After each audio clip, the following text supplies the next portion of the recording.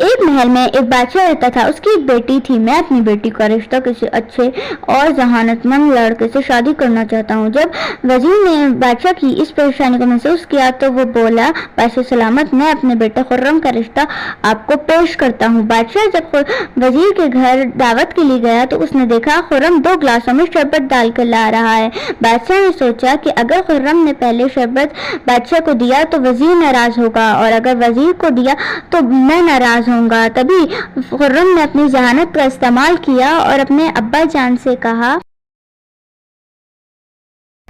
ابا جان، آپ اپنے خوبصورت ہاتھوں سے بادشاہ کا استقبال کیجیے اور انہیں شربت کا 1 گلاس پیش کیجیے۔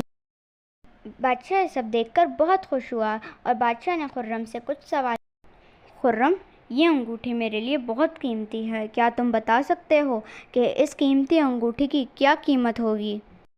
بادشاہ